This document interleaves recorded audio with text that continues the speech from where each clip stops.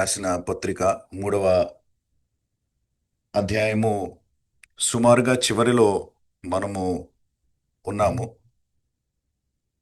ఈ మొదటి 3 అధ్యాయాలని కూడా మనము ధ్యానిస్తా వచ్చినప్పుడు చాలా విషయాలు పౌలు మాట్లాడాడు. కానీ ముఖ్యమైనటువంటి 3 విషయాలు, మనకి 2 విషయాలు లేకపోతే మనకి కనిపిస్తా ఉన్నాయి. పదే పదే ఈ విషయాలను మనం వింటా ఉన్నాం. ప్రతి శనివారం కూడా నేటి భాగానికి వెళ్ళక మునుపు నేను మీకు ఈ పరిచయాన్ని పదే పదే ఇస్తా ఉన్నాను. తద్వారా ఈ సందర్భాన్ని మన మనసులో ఉంచుకుని మరుసటి వచనాలని మనం ధ్యానించడానికి మనకు అవకాశం ఉంటుంది. కాబట్టి అందుకనే పదే పదే మీరు కొంతమంది గుర్తుంచుకొని బాగా చదివినటువంటి వారు అయినప్పటికీ కూడా పదే పదే రెట్టిస్తున్నాను అనేటువంటి విషయాన్ని, ఎందుకు రెట్టిస్తున్నానో ఆ విషయాన్ని మనసులో ఉంచుకోండి దయచేసి. పౌలు మొదటి అధ్యాయము మొదటి 16 వచనాలలో కూడా తన పరిచయాన్ని ఇచ్చుకున్న తరువాత 17వ వచనము నుంచి అసలు సిద్ధాంతాన్ని మొదలుపెట్టాడు. రక్షణ గురించినటువంటి సిద్ధాంతము మనకి రోమీలకు రాసిన పత్రికలో చాలా డీటెయిల్డ్గా వివరించడం జరిగింది. ఆ ప్రక్రియ ఏంటి, ఆ విధానం ఏంటి, ఎలా జరుగుతుంది, ఏం జరుగుతుంది, ఇందులో ఉన్నటువంటి అడుగులు ఏంటి, స్టెప్స్ ఏంటి, ఇవన్నీ కూడా పౌలు వివరిస్తూ వస్తున్నాడు. మనం ఇంకా ఆ సిద్ధాంతానికి ప్రారంభంలోనే ఉన్నాం. ఇంకా తర్వాత చాలా విషయాలు పౌలు మనకి తెలపబోతా ఉన్నాడు. ఇంకా మనం ప్రారంభంలోనే ఉన్నాం. కొన్ని అడుగులు మాత్రమే మనం వేశాం. ఈ మొదటి 3 అధ్యాయాల్లో, ప్రత్యేకించి మొదటి అధ్యాయము 17వ వచనం నుంచి మొన్నటి వరకు మనం చదివినటువంటి 3వ అధ్యాయం 28వ వచనం వరకు పౌలు 2 ముఖ్యమైనటువంటి విషయాలని తెలిపాడు. ఈ 2 ముఖ్యమైనటువంటి విషయాలు ఏంటంటే, నువ్వు యూదుడు అయినప్పటికీ, నువ్వు అన్యుడు అయినప్పటికీ కూడా పాపంలో ఉన్నావు. నీ ధర్మశాస్త్రము నిన్ను రక్షించట్లేదు, నీ మనస్సాక్షి నిన్ను కాపాడట్లేదు, నువ్వు చేసేటువంటి క్రియలు నిన్ను ఏ రకంగా కూడా కాపాడట్లేదు. నువ్వెవరమైనప్పటికీ కూడా నువ్వు పాపములో బంధించబడి ఉన్నావు అన్నటువంటిది మొట్టమొదటి ముఖ్యమైనటువంటి మాట. రెండవ ముఖ్యమైనటువంటి మాట ఏంటంటే, కావున నువ్వు పాపములో పట్టబడ్డావు కాబట్టి, ధర్మశాస్త్రాన్ని నీ అంతట నువ్వే చేయలేవు కాబట్టి,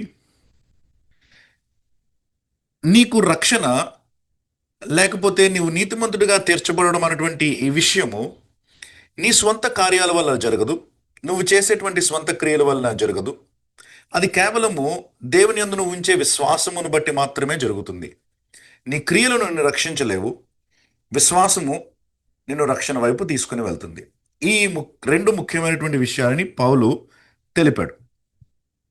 ఈ 2 ముఖ్యమైనటువంటి విషయాలనే కాదు, ఇంకా ఈ 2 విషయాలని వివరిస్తూ పౌలు ఇంకా చాలా విషయాలని తెలిపాడు. కాకపోతే ఈ 2 అతి ముఖ్యమైనటువంటి విషయాలు అనమాట. ఉదాహరణకి 2వ అధ్యాయంలో పౌలు దేవుడు అన్యులని మనస్సాక్షి ఆధారంగా, యూదులని ధర్మశాస్త్రం ఆధారంగా ఎవరి కొలబద్దను బట్టి వారిని తీర్పు తీరుస్తాడని మనం చదివాం. అంతేకాకుండా దేవుని యొక్క మహిమ లేకపోతే దేవుని యొక్క నీతి మన అనైతికత్వము వలన, మన పాప స్వభావము వలన ప్రజలకు ప్రత్యక్షపడుతుంది అన్నటువంటి విషయాన్ని కూడా మనము చూసాం. యేసు ప్రభు వారి యందు మాత్రమే విశ్వాసం ఉంచడం వలన నీతి అన్నటువంటిది ఎలాగ మనకు ఆపాదించబడుతుందో ఆ విషయాన్ని కూడా మనము గమనించాం. యేసు ప్రభు మాత్రమే దారి అన్నటువంటి విషయాన్ని మనం గమనించాం. ధర్మశాస్త్రం అన్నటువంటిది మనుషులను నీతిమంతులుగా తీర్చడానికి కాదు, కానీ మనుషులకు పాపం అంటే ఏంటో చూపించడానికి ఇవ్వబడినది అనేది కూడా మనము చూసాం. ఇవన్నీ కూడా మనం చూసాం. కానీ వీటన్నిటికంటే అతి ముఖ్యమైనటువంటి పాఠాలు ఏంటంటే, నేను ముందు చెప్పినటువంటి ఆ 2 పాఠాలు. మనమందరము పాపులము కాబట్టి మన క్రియలు మనల్ని రక్షించలేవు, విశ్వాసము ద్వారా మాత్రమే మనం రక్షించబడతాం అన్నటువంటిది పౌలు ఇంతటి వరకు చెప్పినటువంటి ముఖ్యమైనటువంటి 2 అంశాలన్నమాట. అయితే దీనితో పౌలు యొక్క ఆలోచన ఆగిపోలే. పౌలు ఇంకా వివరిస్తున్నాడు. పౌలు ఇంకా వెళ్తున్నాడు అనమాట, ఇంకా కారణాలు ఇస్తున్నాడు అనమాట. ఎందుకు క్రియలు కాదో, ఎందుకు విశ్వాసము మాత్రము, ఇంకా కారణాలు ఇస్తున్నాడు. ఇప్పటి వరకు లాజికల్గా, అంటే తనకున్నటువంటి జ్ఞానాన్ని ఆసరగా తీసుకుంటూ ఆయన రకరకాల విషయాలు తెలిపాడు. ఇప్పుడు పాత నిబంధనలో ఉన్నటువంటి దేవుని వాక్యంలో ఉన్నటువంటి కొన్ని విషయాలను తీసుకొని ఈ విషయాన్ని నిరూపించడం మొదలు పెడతాడనమాట. ఎందుకంటే ఇంకా అనేక కోణాలు ఉన్నాయి ఈ విషయాన్ని కవర్ చేయడం కోసమని.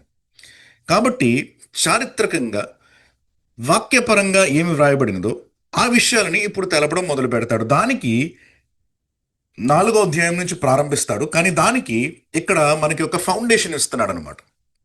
29వ వచనం నుంచి, పర్టిక్యులర్లీ 30వ వచనం నుంచి ఆ మాటలకి ఒక ఫౌండేషన్ ఇస్తున్నాడు అనమాట. కాబట్టి ఇక్కడ నుంచి మనము చదువుకుంటూ వెళ్తే బాగుంటుంది. 29వ వచనాన్ని నేను చదువుతున్నాను, చూడండి. దేవుడు యూదులకు మాత్రమే దేవుడా, అన్యజనులకు దేవుడు కాడా? అవును, అన్యజనులకును దేవుడే అని అంటున్నాడు. ఈ వివరణ అంతా ఇచ్చిన తర్వాత పౌలు ఇప్పుడు ఒక ప్రశ్న వేస్తున్నాడు అనమాట. దేవుడు యూదులకు మాత్రమే దేవుడా, అన్యజనులకు దేవుడు కాడా అన్నటువంటి ప్రశ్నను వేస్తా ఉన్నాడు. యూదులకి ఒక్కడే దేవుడా అన్నటువంటి ప్రశ్న యూదుడికి వినిపించినప్పుడు వాడికి వెంటనే జవాబు తెలుస్తుంది. ఎందుకంటే పరిశుద్ధ గ్రంథములో అనేక సార్లు దేవుడు అందరిపైన ఆసీనుడైనటువంటి వాడు అన్నటువంటి మాట మనకి కనిపిస్తూ ఉంది. ఉదాహరణకి 24వ కీర్తన మొదటి వచనం చూడండి. 24వ కీర్తన మొదటి వచనం.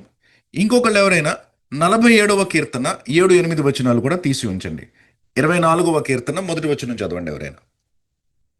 భూమియు దాని సంపూర్ణతయు లోకము దాని నివాసులను యెహోవావే. కాబట్టి అక్కడ ఏమంటున్నాడంటే కీర్తనకారుడు, భూమియు దాని సంపూర్ణత, లోకము దానిలో ఉన్నటువంటి నివాసులందరూ కూడా, ఒక దేశము కాదు, ఒక రాజ్యము కాదు, ఒక భాగము కాదు, భూమి అంతా, లోకమంతా, దాని నివాసులంతా యెహోవావే అని అంటున్నాడు అనమాట. కాబట్టి దేవుడు యూదులకు మాత్రమే దేవుడా అన్నటువంటి ప్రశ్నకి సమాధానం ఇవ్వాలంటే దావీదు ఏమంటాడంటే కాదు కాదు, భూమి దాని సంపూర్ణత, లోకము దాని నివాసులు దేవునివే అని అంటాడనమాట. 47వ కీర్తన కూడా తీయండి, 7-8 వచనాలు. ఇంకొకరు ఎవరైనా యెషయా 49:6 చూడండి. 47వ కీర్తన చదువుతారు ముందు ఎవరన్నా?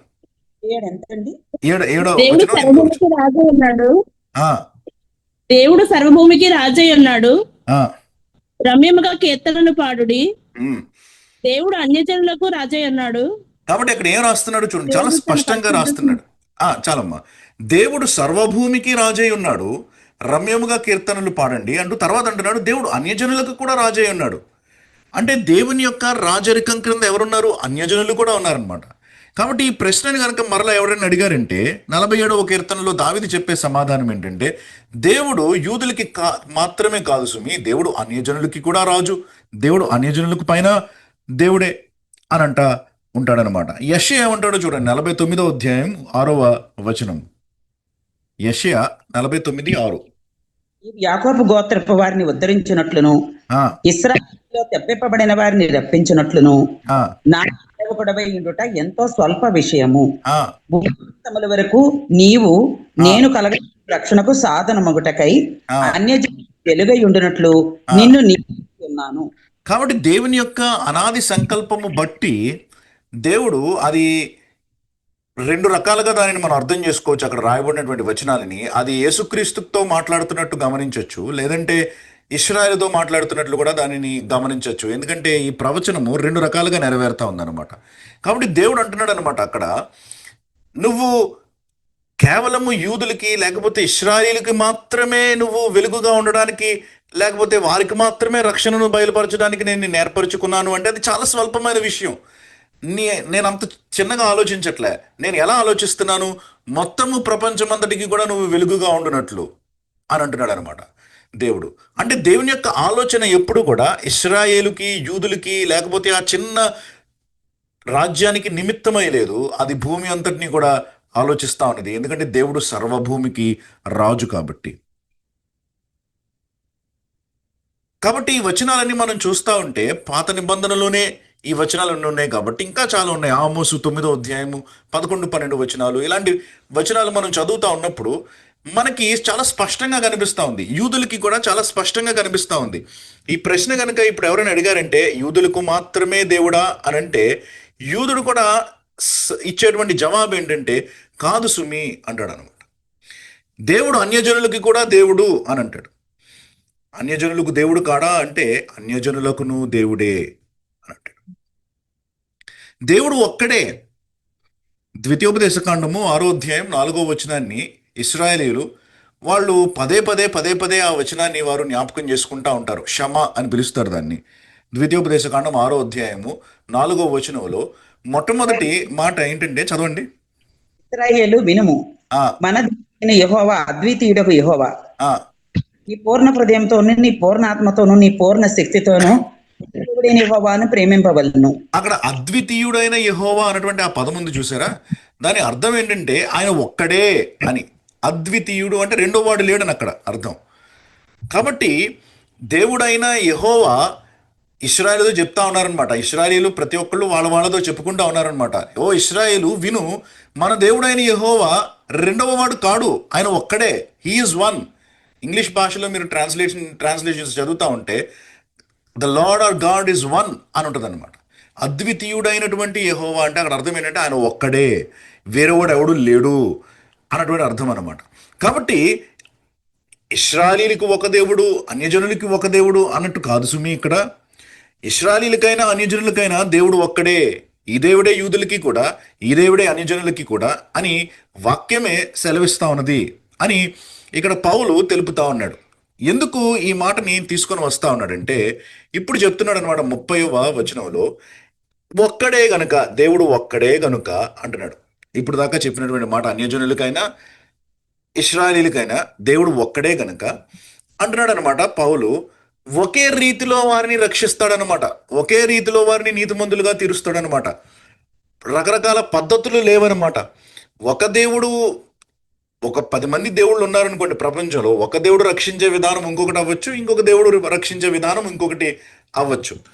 ప్రతి దేవుడు రకరకాలుగా రక్షించవచ్చు. కానీ ఒక్క దేవుడే కాబట్టి రక్షించే విధానాలు, రక్షణకు విధానాలు పలు విధములైనటువంటివి లేవు సుమి అని పౌలు చెప్తా ఉన్నాడు. అందుకని ఆయన అంటున్నాడు, సున్నతి గలవారిని విశ్వాస మూలముగాను, ఈ మాటలు గమనించండి, సున్నతి లేని వారిని విశ్వాసము ద్వారాను నీతిమంతులనుగా తీర్చును అని అంటున్నాడు. సున్నతి అనేటువంటి పదాన్ని తీసుకొని వస్తున్నాడు. ఈ సున్నతి అనేటువంటి పదాన్ని కూడా మనం గమనించుకోవాల్సినటువంటి విషయం అనమాట. ఈ పదం కూడా సున్నతి అనేటువంటి పదాన్ని తీసుకుంటున్నాడు. ఎందుకంటే ఇప్పటి వరకు చెప్పినట్లు సున్నతి గలవారిని యూదులుగా, సున్నతి లేని వారిని అన్యజనులుగా రాయొచ్చు పౌలు.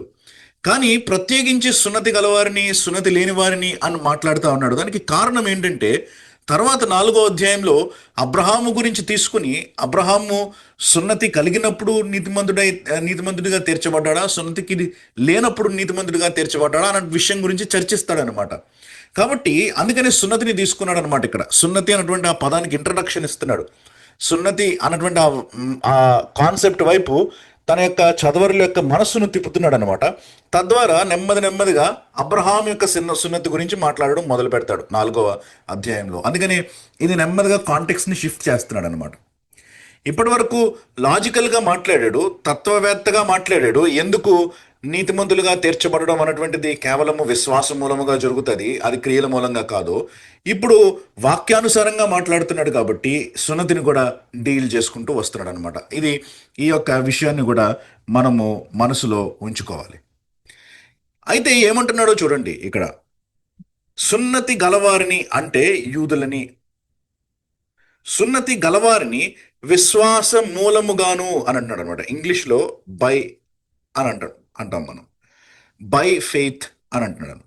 సున్నతి లేని వారిని అంటే మనలాంటి వ్యక్తులను విశ్వాసము ద్వారాను అంటే ఇంగ్లీష్ భాషలో త్రూ అని అంటాం అనమాట. బై ఫెయిత్, త్రూ ఫెయిత్ అని రాస్తున్నాడు అనమాట పౌలు. ఈ 2 మాటలు రాయడానికి పౌలు ఆలోచించి రాసినటువంటి మాటలు. ఏదో కవిత రూపంగా ఇక్కడొక మాట అక్కడొక మాట పెడదాం అన్న ఉద్దేశంతో రాయట్లేదు. ఎందుకంటే ఇది కవిత కాదు. చాలా డీప్ థియోలాజికల్ మాటలు రాస్తున్నాడు కాబట్టి తను ఆలోచించి రాస్తున్నాడు కాబట్టి ప్రతి పదానికి వెనుక ఒక కారణం ఉంది ఇక్కడ. కాబట్టి ఇశ్రాయేలీలను సున్నతి మూలముగా దేవుడు నీతిమంతులుగా తీరుస్తున్నాడు. మనలాంటి ఇశ్రాయేలీలు కానటువంటి వ్యక్తులను విశ్వాసము ద్వారా నీతిమంతులుగా తీరుస్తున్నాడు అని అంటే పౌలుకి మనసులో ఒక ఆలోచన ఉందన్నమాట. ఆ ఆలోచన ఇక్కడ వివరిస్తూ ఉన్నాడు అనమాట. ఎందుకంటే పౌలు యొక్క ఉద్దేశంలో లేకపోతే సత్యంగా కూడా ఈ యూదులు అన్నటువంటి వారు ఆల్రెడీ ఒక నిబంధనలో ఉన్నటువంటి వ్యక్తులు, దేవునితో సహవాసం కలిగినటువంటి వ్యక్తులు, దేవుని ప్రజలుగా పిలువబడుతున్నటువంటి వ్యక్తులు.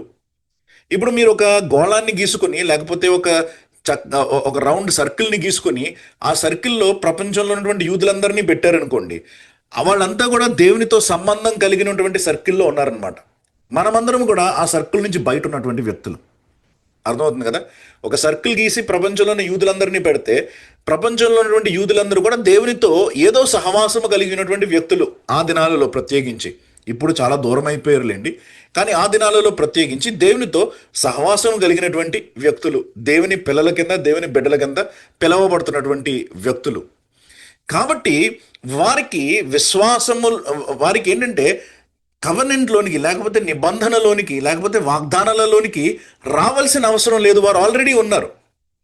వారు ఆల్రెడీ వాగ్దానాలలో ఉన్నారు. వారు ఆల్రెడీ కవెనెంట్లో ఉన్నారనమాట. వారు ఆల్రెడీ అబ్రహాము సంతానం కింద పిలువబడుతున్నారనమాట. ఆల్రెడీ వాళ్ళకి కొన్ని గొప్ప విషయాలు ఉన్నాయి. కాబట్టి వాళ్ళకి రక్షణ అన్నటువంటిది లేకపోతే నీతిమంతులుగా తీర్చడము అన్నటువంటిది విశ్వాసము మూలముగా జరుగుతున్నారు. అంటే ఏంటంటే బై ఫెయిత్ అనమాట. విశ్వాసము వారికి ప్రారంభ దిశ అనమాట. అంటే ధర్మశాస్త్రము ద్వారా కాదు, ధర్మశాస్త్రము మూలముగా కాదు, విశ్వాసము మూలముగా అని చెప్తున్నారు అనమాట. By faith. మీ ఫౌండేషన్, మీ మొట్టమొదటి అడుగు మీరు రక్షణలోనికి వెళ్ళాలంటే అది విశ్వాసము మూలముగా మాత్రమే, ధర్మశాస్త్రము మూలముగా కాదు. సోర్స్ గురించి ఆలోచించండి. ఎక్కడ నుంచి ప్రారంభమవుతుందో అది ఆలోచించండి. రెండవది, అన్యజనులకి చెప్తా ఉన్నప్పుడు మీరు ఈ సర్కిల్లో లేరు కాబట్టి, గీయబడినటువంటి ఈ గుండ్రంలో లేరు కాబట్టి, మీరు ఈ గుండ్రంలోనికి మీరు ప్రవేశించాలి అని అంటే విశ్వాసము ద్వారా ప్రవేశించాలన్నమాట. అంటే తలుపు ద్వారా వెళ్తాం కదా మనం, ద్వారము ద్వారా వెళ్తాం మనం, అందుకనే ద్వారము అని అంటాం, ద్వారా వెళ్ళేటువంటిది. కాబట్టి ఆ తలుపు ద్వారా ప్రవేశించాలి అని అంటే మీరు లోపలికి రావాలి. ఆ లోపలికి రావడానికి ఏది కారణం అనమాట, ఏది పనికి వస్తుంది? విశ్వాసము ద్వారా అని చెప్తున్నాడు. చాలా దగ్గర అర్థాలు ఉన్నటువంటి మాటలు ఈ రెండు కూడా, కానీ కొంచెం వ్యత్యాసాన్ని కూడా చూపిస్తున్నాయి అనమాట. ఆల్రెడీ దేవునితో సహవాసము కలిగి దేవుడంటే తెలిసి ఉన్నటువంటి వ్యక్తులకేమో విశ్వాసము మూలముగా వారికి నీతి కలుగుతూ ఉంది, నీతిమంతులుగా తీర్చబడతా ఉన్నారు. అసలు దేవుడితో సంబంధం లేనటువంటి మనము ఆ సంబంధంలోనికి రావడానికి విశ్వాసము ద్వారా మనం నీతిమంతులుగా వస్తున్నాం అనమాట, దేవుని తీర్చబడుతున్నాం అనమాట. So whatever it is, నువ్వు ఏ కండిషన్లో ఉన్నటువంటి వ్యక్తి అయినప్పటికీ కూడా విశ్వాసమే నువ్వు నీతిమంతుడిగా తీర్చబడాలి అని అంటే. నువ్వు సంబంధంలో ఉన్నటువంటి యూదుడు అయితే నీకు విశ్వాసము మూలముగా నీతిమంతుడిగా తీర్చబడతావు. నువ్వు సంబంధము లేనటువంటి అన్యజనుడు అయితే విశ్వాసము ద్వారా నువ్వు ఆ సంబంధంలోనికి వస్తావు, అక్కడి నుంచి నీతిమంతుడిగా తీర్చబడతావు. So whatever it is faith అన్నటువంటిది ఇక్కడ పౌలు చెప్తున్నటువంటి అద్భుతమైనటువంటి విషయం. దీనిని మనం అర్థం చేసుకుంటే ఈ భాగం మనకి స్పష్టంగా తెలుస్తుంది. తర్వాత కూడా ఇది మనకి కొంచెం పనికి వస్తూ ఉంటుంది. కాబట్టి ఈ విషయాలని మనం గమనించాలి. అంతేకాదండి, పౌలు ఈ మాటలు మాట్లాడుతూ ఉన్నప్పుడు ఇంకొక విషయాన్ని కూడా మనం గమనించాలి ఇక్కడ. ఎందుకంటే యూదులు చాలా ఇష్టపడేటువంటి, తాము గొప్పగా భావించేటువంటి విషయాలు సహజంగా 4 ఉన్నాయి. మనం చాలాసార్లు ఆ రెఫరెన్స్లు చూసాం కాబట్టి నేను ఆ రెఫరెన్స్లన్నీ మీకు చెప్పట్లేదు, కానీ సహజంగా 4 ఉన్నాయి. ఆ 4ట్లో ప్రప్రథమమైనటువంటిది ఏంటంటే ధర్మశాస్త్రము. వాళ్ళకి గొప్పది, ప్రపంచంలో ఎవరికీ లేనటువంటి గొప్ప ధర్మశాస్త్రము మాకు ఇవ్వబడినది అన్నటువంటి ఆలోచన వారికి ఉండేది. కాబట్టి ధర్మశాస్త్రం అన్నటువంటిది యూదులకి చాలా గొప్ప. పౌలు ఏమన్నాడంటే ధర్మశాస్త్రాన్ని గురించి, రోమీలకు రాసిన పత్రిక 3:20 తీయక్కర్లేదు, మనకు తెలిసిన మాటే. పౌలు ఏమన్నాడంటే ఆ 3:20లో ధర్మశాస్త్రము మనల్ని నీతిమంతులుగా తీర్చదు, కానీ ధర్మశాస్త్రం మూలముగా పాపం అన్నది ఎట్టిదో మనకు తెలుస్తూ ఉంది అని చెప్పాడు. కాబట్టి ఓ అవివేకులైనటువంటి ఇశ్రాయేలీయులారా, యూదులారా, ధర్మశాస్త్రము కాలర్ ఎగరేసుకునేటువంటిది ఏం కాదు. ధర్మశాస్త్రం ఏం చెప్తా ఉందంటే ఇది తప్పురా, ఇది ఉప్పురా అని చెప్తా ఉంది. ఇది పాపము, ఇది చేయొచ్చు, ఇది చేయకూడదు అని చెప్తా ఉంది. ఆ వ్యత్యాసాన్ని తెలియపరిచేటువంటిది ధర్మశాస్త్రం. అంతేగాని దానిని కలిగి ఉండడం వల్ల నీకు ఏదో గొప్ప వచ్చేయట్లేదు. పౌలు ధర్మశాస్త్రం గురించి అలా చెప్పాడు. ఇప్పుడు రెండవ మాట మాట్లాడుతున్నాడు ఇక్కడ. సున్నతి అనేటువంటి పదాన్ని తీసుకుని రావడం వల్ల రెండవ విషయాన్ని డీల్ చేస్తున్నాడు. ఇక్కడ సున్నతి గురించి మాట్లాడుతున్నాడు. 4వ అధ్యాయం 11వ వచనం తర్వాత మీరు చూస్తూ ఉంటారు. సున్నతి అన్నటువంటిది అది ఏది పెద్ద గొప్ప స్టేటస్ ఏం కాదు. అది ఏంటంటే అది ఒక సింబల్, సైన్, గుర్తు మాత్రమే అని చెప్తాడు అన్నమాట. కాబట్టి సున్నతి కలిగినటువంటి వ్యక్తులు దేవుని బిడ్డలు, సున్నతి లేనటువంటి వ్యక్తులు దేవుని బిడ్డలు కాదు అని అనుకునేటువంటి విషయం కాదు సుమి అక్కడ. అది కేవలము గుర్తు అంతే అని చెప్తాడనమాట. తర్వాత వాళ్ళకి గొప్ప ఏంటంటే మేము అబ్రహాము సంతానము అని చెప్పుకుంటా ఉంటారు. అందుకని బాప్తిస్మ యోహాను కూడా వారిని ఖండిస్తూ ఉండేవాడు కదా. అబ్రహాము సంతానము అని చెప్పుకుంటూ ఉంటాడు. కాబట్టి వాళ్ళతో మాట్లాడుతూ ఏమంటున్నాడంటే రోమిలకు రాసిన పత్రిక 4వ అధ్యాయం 14వ వచనం, ఆ వచనాలు చదువుతున్నప్పుడు మనం డీటెయిల్డ్గా వెళ్తాం. కానీ వాళ్ళతో మాట్లాడుతున్నప్పుడు ధర్మశాస్త్రము మూలముగా అబ్రహాముకి సంతానం కలగలేదు, కానీ విశ్వాసం మూలముగా అబ్రహాముకు సంతానం కలుగుతారు అన్నటువంటి విషయాన్ని పౌలు మరలా చెప్తాడనమాట. కాబట్టి ఏదైతే ఇశ్రాయేలీలు గొప్పదిగా భావిస్తూ ఉంటారో, యూదులు గొప్పదిగా భావిస్తూ ఉంటారో వాటన్నిటిని చెక్కేస్తున్నాడు అనమాట. ఈ 3వ అధ్యాయము 25 ఆ వచనాల నుంచి 4వ అధ్యాయం చివరి వరకు కూడా యూదులు భావించేటువంటి గొప్ప విషయాలన్నింటినీ కూడా తీసి పడేస్తున్నాడు. ఒకదాని గురించి డీల్ చేయలే. వాళ్ళకి దేవాలయం అంటే కూడా వాళ్ళకి చాలా అపరిమితమైనటువంటి ప్రేమ, చాలా గొప్ప. వాళ్ళకి దేవాలయాన్ని చూస్తూ అబ్బో ఇంతకంటే అద్భుతమైనటువంటి కట్టడం ప్రపంచంలో ఇంకోటి లేదు, దేవుడు దిగి వచ్చినటువంటి కట్టడం ఇంకొకటి ఎక్కడా లేదు అని వాళ్ళు గొప్పలు ఫీల్ అవుతూ ఉండేవాళ్ళు అనమాట. పౌలు దాని గురించి పర్టికులర్లీ ఇక్కడ అడ్రస్ చేయలేదు, ఎందుకంటే దేవాలయం ద్వారా రక్షణ కలుగుతుందని ఎవరు అనుకోవట్లేదు కాబట్టి పౌలు దానిని ఇక్కడ అడ్రస్ చేయట్లేదు. కానీ మిగతా 3 విషయాల్ని కూడా అడ్రస్ చేస్తున్నాడు. 3వ అధ్యాయము 30వ వచనం. కాబట్టి ఈ సున్నతి అనేటువంటి కాన్సెప్ట్ని ఇంట్రడ్యూస్ చేస్తూ అన్యజనులకేమో విశ్వాసము ద్వారా, ఎందుకంటే వాళ్ళు లోపలికి రావాలి కాబట్టి, యూదులకేమో విశ్వాసం మూలముగా లోపల ఉన్నారు కాబట్టి వాళ్ళకి సోర్స్ విశ్వాసం మూలముగా ఏదైనప్పటికీ విశ్వాసమే నిన్ను నీతిమంతులుగా తీరుస్తుంది అన్నటువంటి మాటని పౌలు 3వ అధ్యాయం 30వ వచనంలో తెలియపరుస్తూ ఉన్నాడు. కాబట్టి ఇప్పుడు అంటున్నాడు, ఈ విశ్వాసము ద్వారా ధర్మశాస్త్రమును నిరర్ధకము చేయుచున్నామా అంటే ధర్మశాస్త్రము పనికిరానిది అన్నట్లు మేము చేస్తున్నామా అంటున్నాడు. నిరర్ధకము చేస్తున్నామా, ధర్మశాస్త్రం అనేటువంటి యూజ్లెస్ అని అంటున్నామా మేము? ఎందుకంటే వాళ్ళకి ధర్మశాస్త్రం యొక్క పని ఏంటంటే వాళ్ళకి నీతిమంతులుగా తీరుస్తుంది అన్నటువంటి భావన. వాళ్ళకి ధర్మశాస్త్రం అన్నటువంటి ప్రతి మాట నువ్వు ఫాలో అవుతూ ఉంటే నువ్వు పరలోకానికి వెళ్ళిపోతావు అన్నటువంటి భావన వాళ్ళకు ఉండేది. కానీ ఇక్కడ పౌలేమో ధర్మశాస్త్రం మూలంగా, ధర్మశాస్త్ర క్రియల మూలంగా ఎవడో నీతిమంతుడని తీర్చబడడు, ఎవరూ చేయలేరు ఆ క్రియలు అని చెప్తా ఉన్నప్పుడు మరి ధర్మశాస్త్రం యూజ్లెస్ అంటున్నట్లే కదా ఒక రకంగా. అందుకు పౌలు అంటున్నాడు అనమాట, అట్లా అనరాదు అని అన్నాడు. కాదు సుమి, నేను చెప్తున్న మాట అది కాదు. ధర్మశాస్త్రం యూజ్లెస్ అని అనట్లే. ధర్మశాస్త్రం యూజ్లెస్ ఎప్పుడవుతుంది అని అంటే అది నిజంగా ఒకవేళ దేవుడు నీవు నీతిమంతుడిగా తీర్చబడడం కోసమని ఇచ్చుంటే ధర్మశాస్త్రము, ఇప్పుడు వేరే క్రొత్త పద్ధతి పెట్టడం బట్టి ఆ ధర్మశాస్త్రం నిరర్ధకం అయిపోతుంది. ఆ క్రొత్త పద్ధతి పెట్టడం బట్టి ధర్మశాస్త్రం నిరర్ధకం అయిపోతుంది. ఉదాహరణకి ఇప్పుడు మీరు ఏదైనా కాలేజీలో అడ్మిషన్ సంపాదించుకోవాలనుకోండి. ఏదైనా కాలేజీలో అడ్మిషన్ సంపాదించుకోవడానికి మినిమం 60% మార్క్స్ అని ఒక రూల్ ఉండేదనుకోండి. ఆ రూల్ని మార్చి ఇప్పుడు మినిమం 50% మార్క్సే అన్నారు అనుకోండి. అప్పుడు ఆ 60% మార్క్ అనేది నిరర్ధకం అయిపోద్ది అనమాట. ఆ స్టాండర్డ్ ఇంక పోయిందనమాట. ఇప్పుడు 50% మార్క్సే మనకి అర్థవంతమైనది అవుతుంది అనమాట. 60% అనేది పోయింది ఇంక, ఎందుకంటే అది మార్చేశారు కాబట్టి. కానీ పౌలు అంటున్నాడు ధర్మశాస్త్రం అనేటువంటిది అసలు నిజానికి 60% లాంటిది కాదు. ఇక్కడ 2 స్టాండర్డ్స్ వేరు. ఇక్కడ ధర్మశాస్త్రం అనుకుంటుంది, మీరు అనుకుంటున్నారు ఏంటంటే అది నీతిమంతులుగా తీర్చడానికి సహాయం పడుతుందని. కానీ నేను చెప్తుంది ఏంటంటే అది పాపం అన్నటువంటిది ఎట్టుదో బయలుపరచడానికి ధర్మశాస్త్రం అని నేను చెప్తున్నాను. కాబట్టి దేవుని యొక్క ప్రణాళికను బట్టి చూస్తే, దేవుడు ధర్మశాస్త్రాన్ని ఎందుకు ఇచ్చాడో చూస్తే, పాపం అన్నది మనకి తెలియపరచాలి కాబట్టి ధర్మశాస్త్రం ఉన్నది అన్నటువంటి విషయాన్ని కనుక మీరు అర్థం చేసుకోగలిగితే ధర్మశాస్త్రం ఏమాత్రం నిరర్ధకం కాలే. ఎందుకంటే మనకి పాపం ఎలా తెలిసింది, ఇది పాపం అన్నటువంటి విషయం ఎలా తెలిసింది, ఇది తప్పు అన్నటువంటి విషయం ఎలా తెలుస్తుంది? ధర్మశాస్త్రాన్ని చదవడం బట్టే కదా. ఆ ధర్మశాస్త్రం లేకపోతే పాపం అనేది ఏంటో మనకు తెలియదు కదా.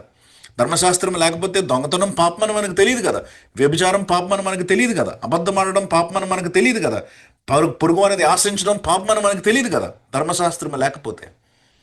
ధర్మశాస్త్రం ఉంది కాబట్టి ఇవన్నీ మనకు తెలిసాయి. కాబట్టి దాని పని నీతిమంతులుగా తీర్చడం కాదు. నీతిమంతులుగా తీర్చడానిగా నువ్వు అనుకుంటున్నావా, అప్పుడు నిరర్థకం అవుతుంది నీకు. కానీ దాని పని అది కాదు. మీరు తప్పుగా అర్థం చేసుకున్నారు. కాబట్టి నిరర్థకం చేయట్లే, మేము ధర్మశాస్త్రాన్ని స్థిరపరుస్తున్నాం అని అన్నాడు. ఎందుకంటే ధర్మశాస్త్రం యొక్క ఉద్దేశ్యము తెలిసినటువంటి వారమే, ధర్మశాస్త్రాన్ని ఎలా వాడాలో తెలిసినటువంటి వారమే, ఇది నా పాపాన్ని చూపిస్తుందే తప్ప నా పాపాన్ని పరిహరించలేదు అన్నటువంటి భావనతో ధర్మశాస్త్రం దగ్గరికి వెళ్తున్నాను. కాబట్టి ఇప్పుడు నాకు అది ఇంకా అర్థవంతమైనది అవుతుంది అనమాట, ఇంకా అర్థవంతమైనది అవుతుంది.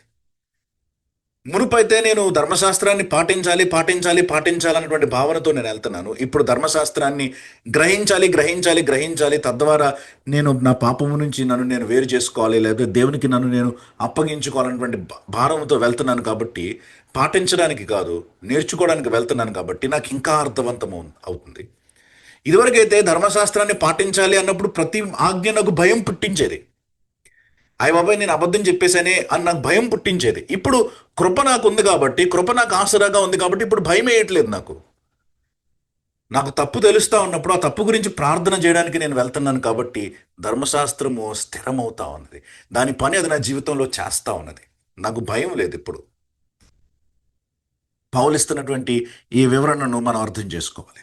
ధర్మశాస్త్రం యొక్క నిజమైనటువంటి పని పాపమును చూపించడం. కాబట్టి ధర్మశాస్త్రాన్ని మేము స్థిరపరుస్తున్నాం అని అంటున్నాడు అనమాట. ఇప్పుడు 4వ అధ్యాయంలోనికి కదులుతున్నాడు పౌలు. 4వ అధ్యాయంలోనికి కదులుతా ఉన్నప్పుడు పౌలు ఈ విషయాన్ని గమనిస్తూ ఉన్నాడు.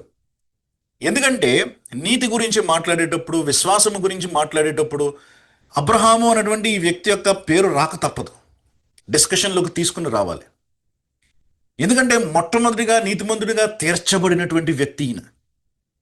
అసలు కాన్సెప్ట్ ఆఫ్ జస్టిఫికేషన్, నీతిమంతులుగా తీర్చబడుట అన్నటువంటి కాన్సెప్ట్ వచ్చిందే అబ్రహాము గారి దగ్గర నుంచి.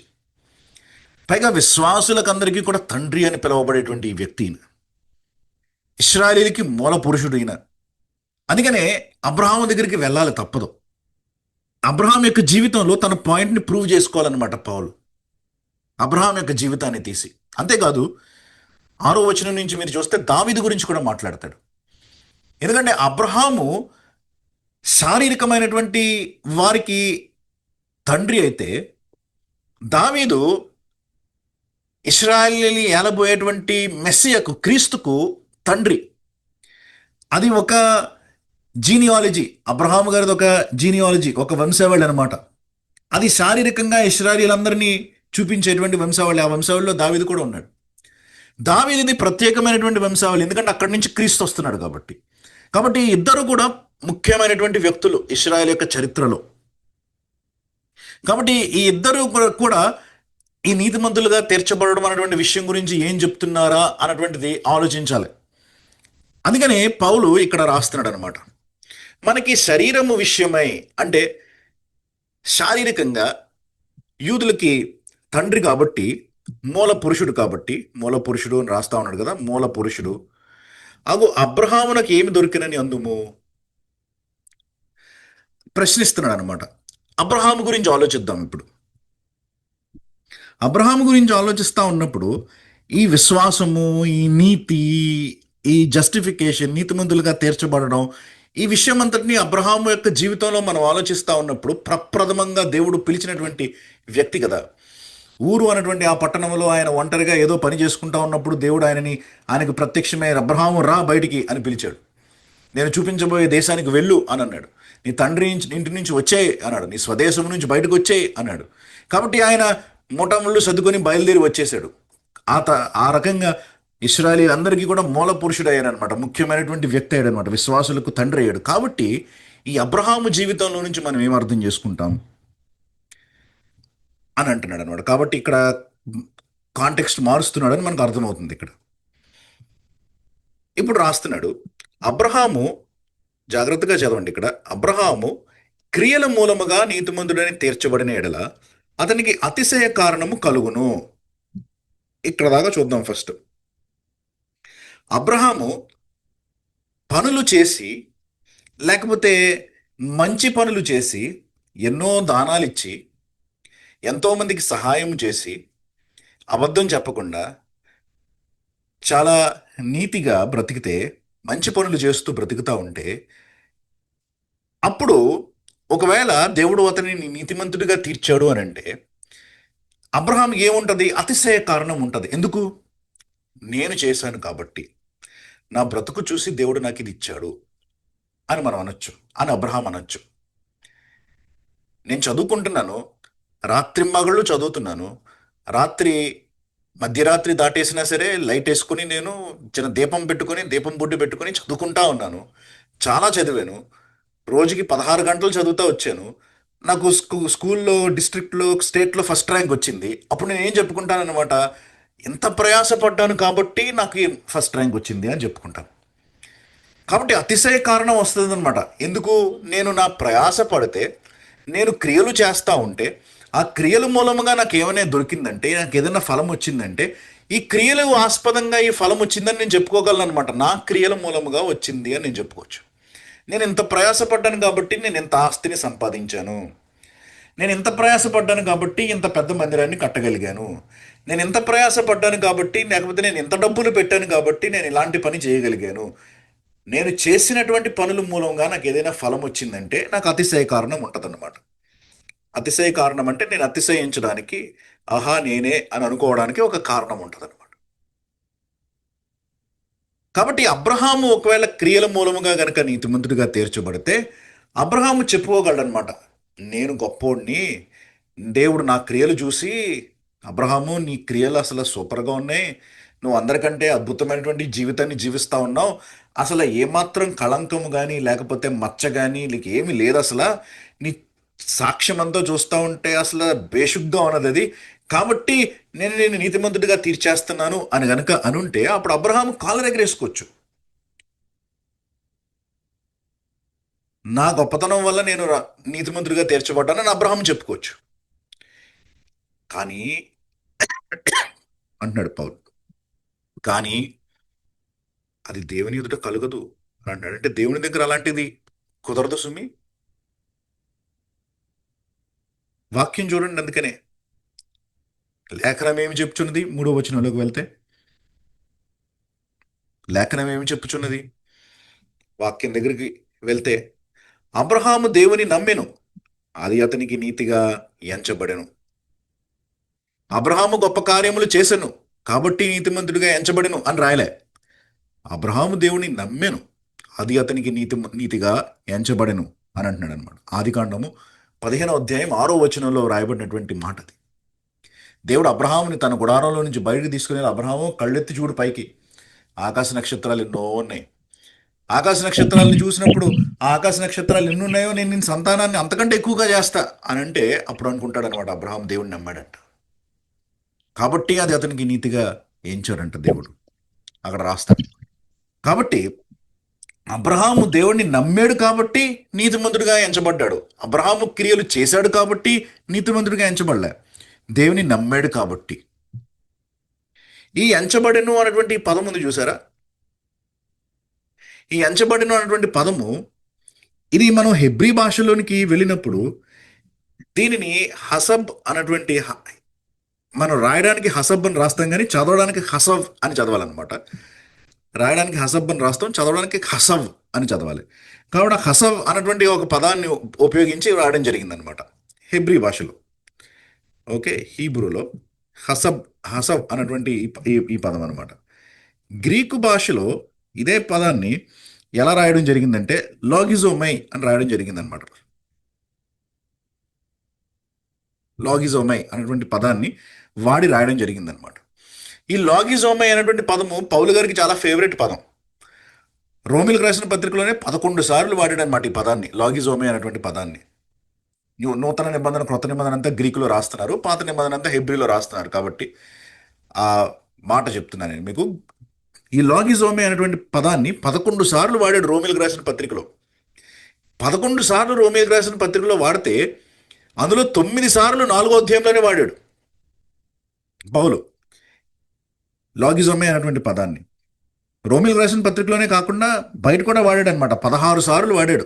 కొరింథీలో, గలతీలో, ఎఫెసీలో, ఆ పత్రికల్లో 16 సార్లు వాడాడు. మొత్తం 27 సార్లు వాడాడు అనమాట పౌలు ఈ పదాన్ని. పౌలు తరచుగా వాడేటువంటి పదాల్లో ఈ పదం ఒకటి.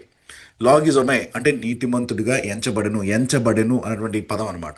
తరచూ రాస్తూ ఉంటాడు. One of the favourite words for Paul. ఈ పదానికి అర్థం ఏంటంటే, నా దగ్గర ఏదో లేదు, నా దగ్గర ఏది లేదు కానీ నా దగ్గర ఉన్నట్టు భావిస్తున్నారు అనమాట. నా దగ్గర లేదు కానీ నా దగ్గర ఉన్నట్లు భావిస్తున్నారు. ఆ పదం అనమాట ఇది. మీకు ఇంకా సులభంగా అర్థం కావాలంటే, నాకు బ్యాంకులో అకౌంట్ ఉంది కానీ ఈ అకౌంట్లో డబ్బులు లేవు, 0. నేను లోన్ పెట్టుకోలేదు, బ్యాంక్ వాళ్ళకి దరఖాస్తు పెట్టుకోలేదు, లేకపోతే ఎవరు నాకు ఏ కారణాన్నో నాకు తెలియదు. అకస్మాత్తుగా నా బ్యాంక్ అకౌంట్లోకి ₹1,00,000 వచ్చాయి. బ్యాంక్ వాడు ₹1,00,000 ఇచ్చాడు నాకు గిఫ్ట్ కింద. దాని లాగిజోమే అని అంటాం అనమాట. అంటే నాకు ఏ వర్త్ లేదనమాట నేను దాన్ని తీసుకోవడం కోసమని, కానీ నాకు క్రెడిట్ చేయబడింది అనమాట. అది నాకు ఇవ్వబడింది అనమాట ₹1,00,000. కాబట్టి ఆ ₹1,00,000 మనం ఏమంటామంటే లాగిజోమే అని అంటాం అనమాట. అంటే ఒరే, నీ దగ్గర నిజంగా ఉండాల్సిన అర్హత లేదు కానీ నీకు వచ్చేసింది అది. దాన్ని లాగిజోమే అని అంటాం అనమాట మనం. కాబట్టి అక్కడ ఉన్నటువంటి అర్థం ఏంటంటే, హసవ్ అన్నటువంటి పదం కూడా అంతే, సేమ్ అదే అర్థాన్ని ఇస్తుంది. హసవ్ అన్నటువంటి పదం ఏంటంటే అది లీగల్ పదం అనమాట. అంటే నేను నిర్దోషిని కాదు కానీ నేను నిర్దోషిగా ఎంచబడుతున్నాను అనమాట. నాలో చాలా దోషాలు ఉన్నాయి కానీ నేను నిర్దోషిగా ఎంచబడుతున్నాను అనమాట. కాబట్టి నన్ను నిర్దోషి అని డిక్లేర్ చేశారనమాట. నేను చాలా దోషాలు చేశాను.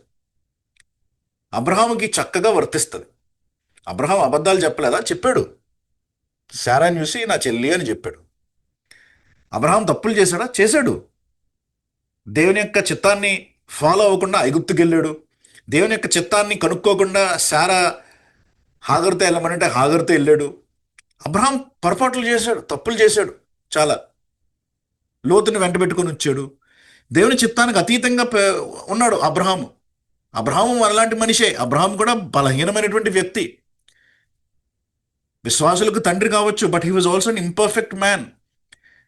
కాబట్టి ఈ ఇంపర్ఫెక్ట్ మ్యాన్ని దేవుడు పర్ఫెక్ట్గా ఎంచుతున్నాడు అనమాట. నిజానికి ఈయనలో పర్ఫెక్షన్ లేదు, నిజానికి ఈయనలో నీతి లేదు, కానీ దేవుడు ఇతన్ని నీతిమంతుడిగా ఎంచుతున్నాడు అనమాట. దేవుడు డిక్లేర్ చేస్తాడు అనమాట. అది హసవ్ అంటే. నిజానికి ఈయన దగ్గర ₹1,00,000 లేవు కానీ ఈయనకి ₹1,00,000 ఉన్నట్టు భావిస్తున్నాం అనమాట ఇప్పుడు, ఎందుకంటే బ్యాంక్ అకౌంట్లోకి పడిపోయాయి కాబట్టి. అది లాగిజోమే అంటే. రెండు కూడా సేమ్. హెబ్రీ భాషలో ఉన్నదేమో లీగల్ టర్మ్, గ్రీకు భాషలో ఉన్నదేమో కమర్షియల్ టర్మ్ అనమాట. అంటే ఫినాన్స్లో, అకౌంట్స్లో వాడేటువంటి పదం అనమాట. కానీ రెండు ఇచ్చేటువంటి అర్థం ఒకటే. నా దగ్గర లేని దానిని ఎవరో నాకు ఇవ్వడం బట్టి నేను సంపాదించేసుకున్నట్లు కనిపిస్తూ ఉంటే అది ఈ పదం అనమాట, ఎంచబడెను అనేటువంటి అర్థం. ఇంగ్లీష్లో మీరు చదువుతా ఉన్నప్పుడు చాలా చోట్ల కొన్ని ట్రాన్స్లేషన్స్లో క్రెడిటెడ్ లేకపోతే రెకండ్ అని మనకి కనిపిస్తూ ఉంటుంది అనమాట. నాకు లేదు కానీ నాకు ఇవ్వబడినది అన్నట్టు అర్థం అనమాట. కాబట్టి ఇప్పుడు పౌలు చెప్తున్నాడు అనమాట, అబ్రహాము దేవుని నమ్మాడు అన్నటువంటిది ఇది ఫస్ట్ మాట, ఇది తెలుసుకోండి. కాబట్టి ఆ నమ్మకము, అది అంటే ఈ నమ్మకము దేవుడు ఏం చేస్తున్నాడంట? విశ్వాసంగా ఎంచుతున్నాడంట, నీతిగా ఎంచుతున్నాడంట. ఈ విశ్వాసం అన్నటువంటిది నీతిగా మార్చబడింది అనమాట. అబ్రహాంకి నీతిగా ఎంచబడతా ఉన్నదన్నమాట. అబ్రహాం ఇచ్చిందల్లా ఏంటంటే విశ్వాసం, అంతే దేవుడికి. అది కూడా పగిలిపోయినటువంటి విశ్వాసము. ఎందుకంటే దేవుడికి సహాయం చేస్తానులే, ఇష్మాయిల్ని కంటానులే అన్నట్టు అనుకున్నాడు. పర్ఫెక్ట్ ఫెయిత్ ఏం కాదు అబ్రహాంది కూడా. పగిలిపోయినటువంటి విశ్వాసాన్ని ఇచ్చాడు కానీ దేవుడు దానిని సంపూర్ణమైనటువంటి నీతిగా భావించాడు అనమాట, ఎంచాడు. కాబట్టి పౌలు అంటున్నాడు ఇప్పుడు, ఒకవేళ అబ్రహాము కనుక పని చేస్తే, ఒక పని చేసినందువల్ల, మంచి క్రియలు చేసినందువలన, చాలా పర్ఫెక్ట్గా నిక్కచ్చిగా జీవించినందువలన ఒకవేళ దేవుడు అబ్రహాముని నీతిమంతుడిగా తీర్చుంటే, అప్పుడు ఏమని రాసుండేవాడు? మోషే, అబ్రహాముకి దేవుడు జీతం ఇచ్చాడు అని రాసుండేవాడు. జీతం ఇచ్చాడు అని రాసుండేవాడు, అంతేగాని రుణము అని రాసుండేవాడు కాదు కదా. అబ్రహాము దగ్గర లేదు కానీ దేవుడిచ్చాడు అని రాసుండేవాడు కాదు కదా. అబ్రహాము సంపాదించుకున్నాడు అని అంటే జీతం అని రాసుండేవాడు. కాబట్టి పౌలు అక్కడ ఉన్నటువంటి గ్రామర్ని వివరిస్తున్నాడు అనమాట. ఆదికాండం 15:6లో ఉన్నటువంటి గ్రామర్ని వివరిస్తున్నాడు అనమాట. అబ్రహాము ఏమాత్రము క్రియలు చేసుండుంటే అక్కడ పదం అలా ఉండేది కాదు. అబ్రహాము దేవుని నమ్మెను, అది అతనికి నీతిగా ఎంచబడెను అని రాసుండేవాడు కాదు. అబ్రహాము క్రియలు చేసెను, తద్వారా నీతిమంతుడని జీతము పొందెను అని రాసుండేవాడు. అక్కడ మొత్తం మీనింగ్ మారిపోయి ఉండేది. కానీ అబ్రహాము ఏ పని చేయలేదు కాబట్టి అతనికి రుణముగా మాత్రమే ఇవ్వబడింది అనమాట. యాజ్ ఎ క్రెడిట్ ఇవ్వబడింది అనమాట. అతని దగ్గర లేనిది దేవుడు అతనికి ఇవ్వడం జరిగిందనమాట.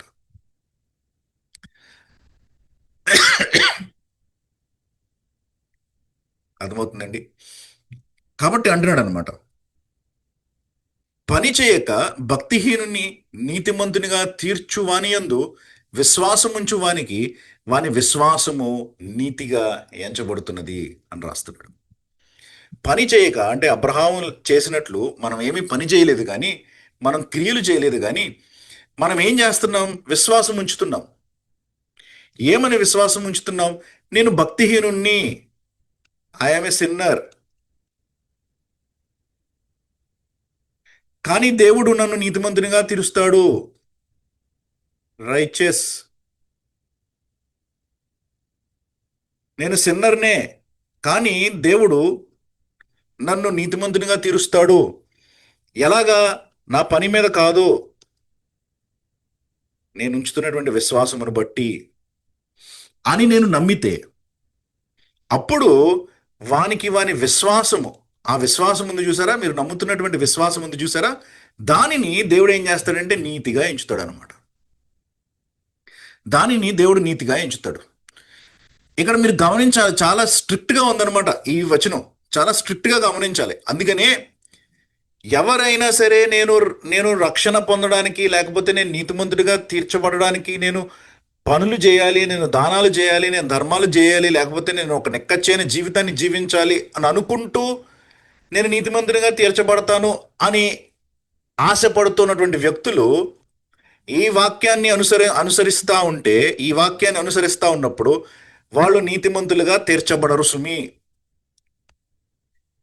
ఈ మాటని చాలా జాగ్రత్తగా అర్థం చేసుకోండి.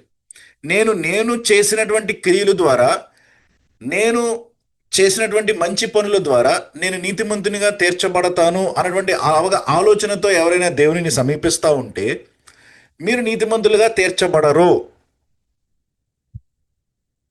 ఎందుకంటే ఇక్కడ రాస్తున్నాడు పని చేయక అని అంటున్నాడు. ఈ పదం చాలా ఇంపార్టెంట్. ఇది పని చేయక విశ్వాసముంచు వానికి.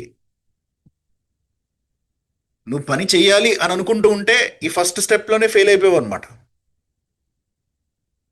పని చేయక విశ్వాసం ఉంచు వానికి వాని విశ్వాసము నీతిగా ఎంచబడుతుంది. పని చేస్తూ విశ్వాసం ఉంచేవానికి అని అంటే మళ్ళీ అది కుదరదు సుమి. నీ పని మీద నువ్వు భరోసా ఉంచుకుంటే, నా ఉద్దేశం అక్కడ పని చేస్తూ ఉంటే నువ్వు పని చేయకూడదు నేను అట్లా, నీ పని మీద నువ్వు భరోసా ఉంచుకుంటూ విశ్వాసం ఉంచడానికి ప్రయత్నం చేస్తూ ఉంటే నువ్వు నిజంగా విశ్వాసం ఉంచట్లేదు. ఎందుకంటే భక్తిహీనుని నీతిమంతునిగా తీర్చువాని అందు విశ్వాసం ఉంచట్లేదు. నువ్వేమనుకుంటున్నావు అంటే నా స్వంత ప్రయత్నంతో నేను నీతిమంతునిగా తీర్చబడతాను అనుకుంటున్నావు. అందుకనే ఇది చాలా ముఖ్యమైనటువంటి విషయం. ఎవరు కూడా దయచేసి నీతిమంతులుగా తీర్చబడాలి, రక్షించబడాలి అనుకుంటున్నటువంటి ఎవరు కూడా నా క్రియల మూలంగా నేను రక్షించబడతానని అనుకోవద్దు సుమి. అలా అనుకుంటే మీరు నీతిమంతులుగా తీర్చబడరు, మీరు రక్షణ పొందలేరు. మీరు ఎప్పుడైతే నా క్రియలు పనికిరావు, నేను దేవుని మీదే ఆధారపడాలని గ్రహిస్తారో అప్పుడు మాత్రమే మీరు రక్షణకి ఎలిజిబుల్ అవుతారు. అప్పుడు మాత్రమే టెక్నికల్లీ రక్షణ పొందడానికి ఆ విశ్వాసము మీలో కలుగుతుంది అనమాట. ఎప్పటి వరకు నా స్వంత పనుల మీద నేను ఆధారపడతాను అని అనుకుంటా ఉంటారో మీరు రక్షణ పొందడానికి కావాల్సినటువంటి విశ్వాసం లేనటువంటి వ్యక్తులు అనమాట. ఎందుకంటే రక్షణకి కావాల్సింది ఏంటంటే నా పని చెయ్యక భక్తిహీనుని నీతిమంతునిగా తీర్చువాని అందు విశ్వాసం ఉంచాలి. నేను ఆ పదాన్ని జాగ్రత్తగా అర్థం చేసుకోండి. రక్షణకి చాలా ఫౌండేషనల్ విషయం అనమాట ఇది. అందుకనే పని చేస్తూ కొంతమంది చాలామంది వాక్యం చెప్తా ఉన్నప్పుడు చెప్తా ఉంటారు అనమాట, నువ్వు నిక్కచ్చిగా జీవించకపోతే నీకు రక్షణ లేదు అని చెప్తా ఉంటారు అనమాట. నిజానికి అది చాలా ఫాల్స్, అది తప్పు. కాబట్టి అలాంటి ట్రాప్లో పడద్దు. ఇక్కడ చాలా స్పష్టంగా రాస్తున్నాడు. నీ నమ్మకం ఎలా ఉండాలంటే, నీ విశ్వాసం ఎలాంటి విశ్వాసమై ఉండాలంటే, పని చేయక భక్తిహీనుని నీతిమంతునిగా తీరుస్తాడు దేవుడు అని నమ్మాలి. Without any work God can make this sinner in to a righteous man. అది నా విశ్వాసం అయి ఉండాలి. The moment you add work to it, with my work God will make a sinner like me in to righteous అని అంటే, ఈ line తప్పింది. కాబట్టి నీతిమంతులుగా తీర్చబడలేరు. ఆ విశ్వాసం లేదు, ఆ లెవెల్ ఆఫ్ ఫెయిత్ మీకు లేదనమాట అప్పుడు. కాబట్టి మన విశ్వాసాన్ని ఒకసారి మనం చెక్ చేసుకోవాలి. ఇక్కడ చాలా స్పష్టంగా రాస్తున్నాడు అనమాట. ఇంకా చాలా చాలా వివరిస్తాడు ఈ పర్టికులర్ విషయం గురించి. అది మనం 4వ అధ్యాయంలో 5వ అధ్యాయంలో మొత్తం అంతా కూడా వివరిస్తూ ఉంటాడు. ఇక్కడ ఒక మాట చెప్పాలి. 5వ వచనం వరకు చెప్తానని అనుకున్నాను, కానీ ఇంకొక మాట కూడా ఇక్కడ చెప్పాలి. 8వ వచనం గురించి మనం ఆలోచించాలి ఒకసారి. ఈ 8వ వచనంలో అంటున్నాడు, తర్వాత 6, 7 మరలా చదువుదాం, కానీ ఈ మాటని చెప్తే ఈ మొత్తం కాంటెక్స్ట్ క్లోజ్ అవుతుంది. ఇది దావీదు రాసినటువంటి కీర్తనని కోట్ చేస్తా ఉన్నాడు అనమాట. ఇక్కడ అంటున్నాడు అనమాట, ప్రభువు చేత నిర్దోషి అని ఎంచబడిన వాడు ధన్యుడు అన్నాడు అనమాట. ఇక్కడ కూడా మరలా ఎంచబడి అన్నటువంటి లాగిజొమే అన్నటువంటి పదం వచ్చింది. ప్రభువు చేత నిర్దోషి అని ఎంచబడిన వాడు ధన్యుడు అని అన్నాడు. ఇక్కడ ఏమన్నాడు? నీతిగా ఎంచాడు అని అంటున్నాడు. నీకేమి క్రియలు లేవు కానీ నీతిగా ఎంచాడు అని అంటున్నాడు. గమనించండి ఈ పదాన్ని. సారీ,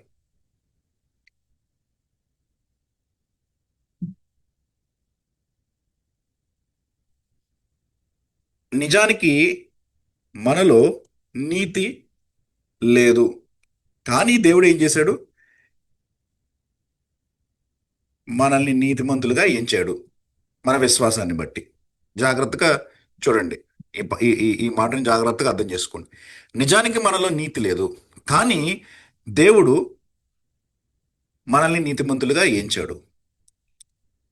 అది ఫస్ట్ మాట. ప్లస్ ఇప్పుడు ఏంటంటే, నాలో చాలా దోషం ఉంది,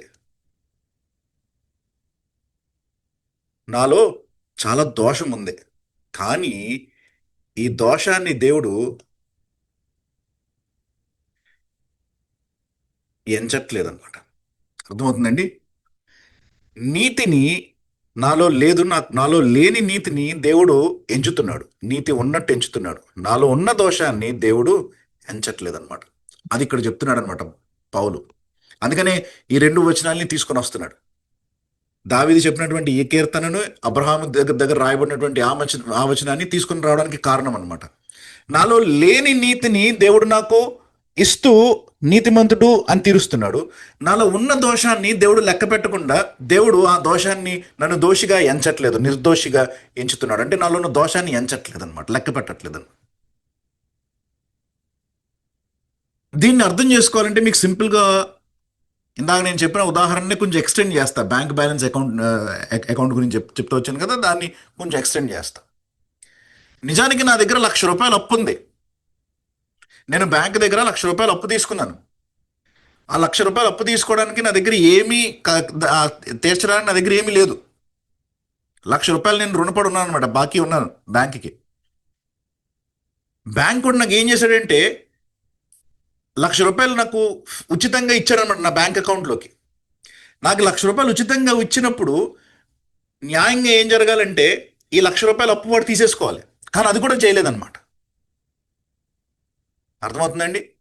నేను ₹1,00,000 ఇవ్వాలి బ్యాంక్కి, కానీ బ్యాంక్ కూడా నా దగ్గర నుంచి ఆ ₹1,00,000 తీసుకోవట్లేదు. పైపెచ్చు నాకు ₹1,00,000 ఎక్స్ట్రా ఇస్తున్నాడు అనమాట, నేను ఏమీ చేయకుండా. ఆ కాన్సెప్ట్ మీకు అర్థమైతే మీకు ఈ వచనం అర్థమవుతుంది అనమాట. నాలో నిజానికి దోషం ఉంది, ₹1,00,000 బాకీ ఉన్నట్లు నేను చాలా దోషంలో ఉన్నాను. ఆ దోషం యొక్క శిక్ష తీసుకోవట్లేదు దేవుడు నా దగ్గర నుంచి. ఆ దోషానికి తాలూకా ఏమి తీసుకోవట్లేదు దేవుడు నా దగ్గర నుంచి. ఆ ₹1,00,000 వదిలేశాడు. కానీ నాకు ఇంకొక ₹1,00,000 ఇస్తున్నాడు అనమాట. నీతి అన్నటువంటి ₹1,00,000 ఇస్తున్నాడు అనమాట. బాకీ ఉన్నటువంటి 1,00,000 వదిలేసి, బాకీ ఉన్నటువంటి దోషాన్ని వదిలేసి ఉచితంగా నీతి అన్నటువంటి దాన్ని ఇస్తున్నాడు అనమాట. అది ఇక్కడ పౌలు చెప్తున్నటువంటి కాన్సెప్ట్ అనమాట. మరి బాకీ ఉన్నటువంటి ₹1,00,000 ఏంటి? మాఫీ చేశాడా బ్యాంకోడు? నీకు మాఫీ చేశాడు, కానీ ఆయనే కట్టాడనమాట. శిలువ మీద ఆయన కుమారుడు కట్టాడనమాట. నీకు మాఫీ చేయబడింది, కానీ దానికి వెల చెల్లించబడింది. అది కూడా మర్చిపోకూడదు.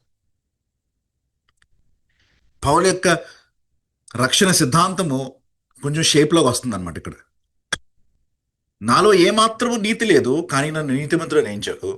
నేను సంపూర్ణంగా దోషంతో నిండినటువంటి వ్యక్తిని, కానీ నన్ను నిర్దోషిగా ఎంచుతున్నాడు. ఆ దోషాన్ని ఎంచట్లేదు. అది ఇక్కడ పౌలు ఆ మాట చెప్పకపోతే ఈ ఫ్లో మనకి నెక్స్ట్ వీక్ రాదు. అందుకనే ఆ మాట చెప్తున్నా ప్రియులారా. కాబట్టి భక్తిహీనుని నీతిమంతునిగా తీర్చేటువంటి దేవుని యందు విశ్వాసం ఉంచాం మనం.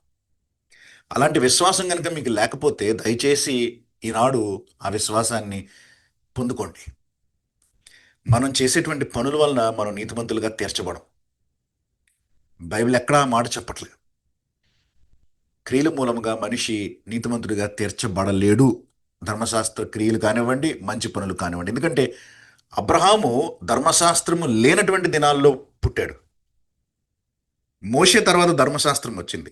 అబ్రహాము దినాల్లో ధర్మశాస్త్రం లేదు. కాబట్టి అబ్రహాము క్రియలు చేయలేదు అని అంటే దాని అర్థం ఏంటంటే అబ్రహాము ధర్మశాస్త్ర సంబంధమైన క్రియలు చేయలేదని కాదు. అబ్రహాము ఏ మంచి పని చేయలేదు. So it is not just the works of the law. నువ్వు మంచి అన్నటువంటిది ఏదైనా నువ్వు చేసినా చేయకపోయినా సరే దానితో సంబంధం లేదనమాట. నీ జీవితంతో సంబంధం లేదనమాట. నువ్వు చేసే పనులతో సంబంధం లేదనమాట. దేవుడు నీకు రక్షణ ఇస్తాడు అలా అయితే రక్షణ పొందిన తర్వాత పాపం చేసేచ్చా? పౌలు దానికి జవాబిస్తాడు తర్వాత. కానీ ఇంకా టైం ఉంది మనం అక్కడికి వెళ్ళడానికి. టైం ఉంది అక్కడికి వెళ్ళడానికి. కాబట్టి పాపం చేయకూడదు. ఎందుకు చేయకూడదు అన్నదానికి మనకి జవాబిస్తాడు కూడా పౌలు తర్వాత. కాబట్టి ఈ విషయాన్ని మనం గమనిద్దాం. ప్రేమ కలిగినటువంటి దేవుడు మనల్ని ఎంత ప్రేమించాడు అంటే ధర్మశాస్త్రాన్ని పాటించగలిగేటువంటి శక్తి స్తోమత మనలో లేదు. కాబట్టి తన కుమారుణ్ణి పంపించి ధర్మశాస్త్ర ప్రకారం ఆయన సమస్తము నెరవేర్చేటట్లు చేసి ఆయన నిక్కచ్చగలిగినటువంటి జీవితాన్ని మనకి ఆపాదించి భక్తిహీనులమైన మనల్ని నీతిమంతులుగా తీర్చి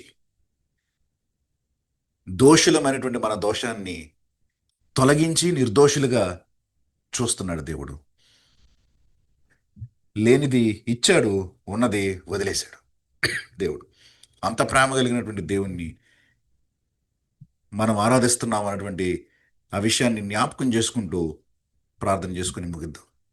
పరిశుద్ధమైన దేవా, మీ అత్యున్నతమైన నామమునకు స్తోత్రాలు. ఎంత ప్రేమ కలిగినటువంటి దేవుడువో మేము అర్థం చేసుకుంటున్నాం. మీ ప్రేమ యొక్క లోతు, దాని వెడల్పు ఏమాత్రము అర్థం చేసుకోలేనటువంటి మూర్ఖమైనటువంటి మనస్సులు కలిగినటువంటి వ్యక్తులం ప్రభా. నిజంగానే మాలో ఏ మంచితనము లేనటువంటి సమయంలో ఏ కారణాన్ని బట్టో కూడా మాకు తెలియదు మమ్మల్ని ఎంపిక చేసుకున్నారు, మమ్మల్ని రక్షించారు. రక్షణ పొందడానికి అర్హులం కాదు. ఆ రక్షణను కొనసాగించే శక్తి కూడా లేనటువంటి వ్యక్తులము. మాకు రక్షణనిచ్చి కొనసాగించే శక్తిని మాకే మీరు ప్రసాదించి మా జీవితాన్ని నడిపిస్తూ ఇంతవరకు తీసుకుని వచ్చారు. మీకు లెక్కలేని వందనాలు, స్తోత్రాలు. మాలో ఉన్న దోషాన్ని ఎంచక మాలో లేనటువంటి నీతిని, మీ నీతిని మాకు ఆపాదించారు. మీకు వందనాలు, స్తోత్రాలు చెల్లిస్తున్నాను. ఇలాంటి దేవుడు ప్రపంచంలో ఇంకెక్కడున్నాడు? మీరు తప్ప ఇంత ప్రేమ కలిగినటువంటి వాడు ఇంకెవరున్నారు? ప్రభా, మీ ప్రేమను బట్టి మీకు వందనాలు, స్తుతులు, స్తోత్రాలు. యెహోవా దేవుడుగా గల జనులు ధన్యులు అన్నటువంటి ఆ మాటని నిజంగా మేము అర్థం చేసుకోగలుగుతున్నాం. మీకు లెక్కలేని వందనాలు, స్తోత్రాలు. మాకు ఈ సమయాన్ని ఇచ్చారు, మీకు వందనాలు. రాబోయే వారాల కోసం కూడా సిద్ధపరచండి. వెళ్ళే కొలది ఇంకా లోతైన విషయాలు ఉంటాయి కాబట్టి వాటన్నిటిని అవగాహనతో అర్థం చేసుకునేటువంటి మనసులను మాకు అనుగ్రహించండి. మాతో మాట్లాడండి, మమ్మల్ని స్థిరపరచండి. అనారోగ్యంగా ఉన్న వారిని స్వస్థపరచండి. ఇరుకుల్లో ఇబ్బందులు ఉన్న వారిని బయటికి తీసుకుని రండి. శోధనల్లో ఉన్నటువంటి వ్యక్తులను క్షమించి ఆ శోధనలో నుంచి బయటకు తీసుకున్నారండి. రేపు మా ప్రభు దినం కోసం మమ్మల్ని సిద్ధపరచండి. మిమ్మల్ని ఆత్మతో సత్యంతో ఆరాధించగలుగుటకు సహాయం చేయండి. నిండు మనసుతో మిమ్మల్ని మేము ఆరాధించుకోగలగడానికి మాకు అవకాశం ఇవ్వాల్సిందిగా ప్రార్థిస్తూ మమ్మల్ని అందరినీ మీ హస్తాలకు అప్పచెప్తూ వచ్చే వారం వచ్చే వరకు కూడా మమ్మల్ని అందరినీ భద్రపరచవలసిందిగా కాపాడవలసిందిగా మొరపెడుతూ త్వరలో రాని యేసు ప్రభు అతి శ్రేష్టమైన నామమున ఈ ప్రార్థన అడిగి వేడుకుంటున్నాను తండ్రి. ఆమేన్.